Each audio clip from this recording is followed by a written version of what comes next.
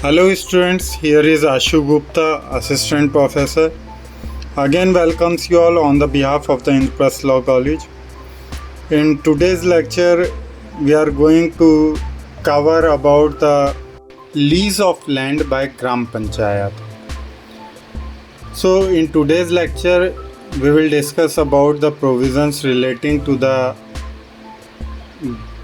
Gram Panchayat in case of giving the lease of land,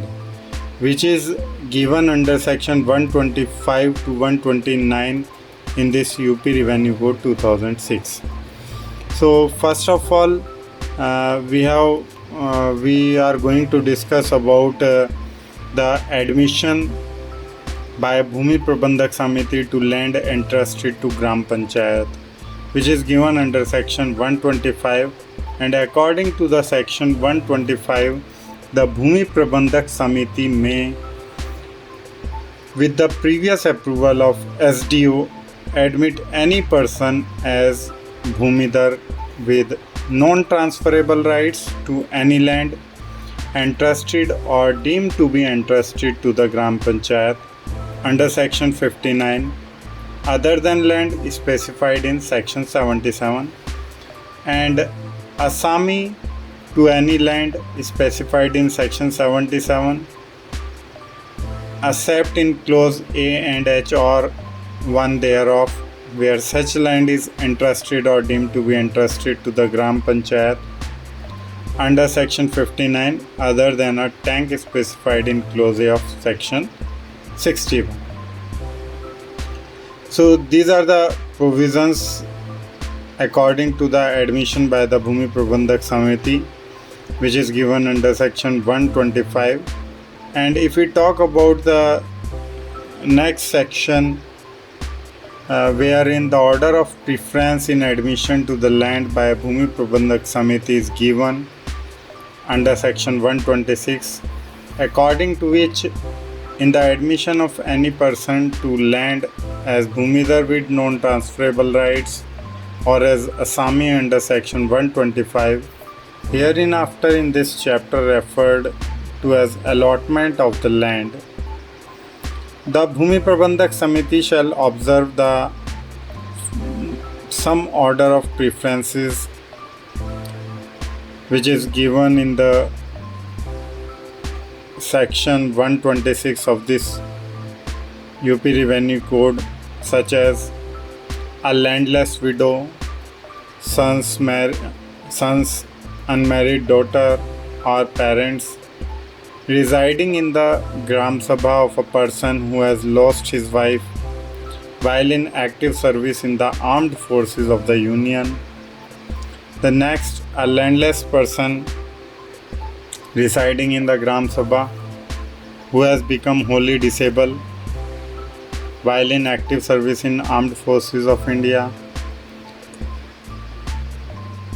A landless agricultural laborer residing in Gram Sabha and belonging to SC/ST, and any other landless agricultural laborer residing in Gram Sabha.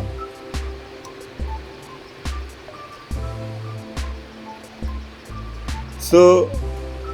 these are the some specific order which is given under the section 126. You may also see it through the UP Revenue Code 2006 under the sub-clauses of the section 126. Then there is also a provision according to which any Bhumidar or Assami residing in the Gram Sabha and holding land less than 1.26 hectares and any other landless agricultural laborer belonging to SC/ST, other backward class or a person of general category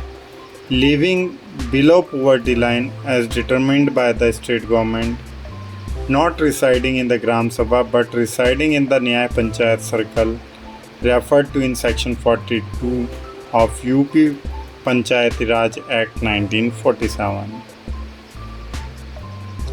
And the land that may be allotted under subsection 1 shall not exceed such areas together with the land held by him as Bhumidhar or Asami immediately before the allotment would aggregate to 1.26 hectares. Now, if we talk about the consequences of this allotment, which is given under section 127 of this UP Revenue Code 2006, where any land is allotted to a person in accordance with sections 125 and 126, and any tree or other improvement exists on such land, then unless the contrary intention appears, such tree or improvement shall also be deemed to be allotted to the person concerned along with the land, and the allottee shall hold the land so allotted on such terms and conditions as may be prescribed, provided that if the allottee is a married man and his wife is alive, she shall be called allottee of equal shares in the land so allotted. So these are the basic provisions regarding the lease of land by the Gram Panchayat and the consequences of this type of allotment, which is prescribed under section 127 of this UP Revenue Code 2006. Hope you will understand it very well and enumerated it into your study. We will meet soon again with the next lecture. Thank you very much.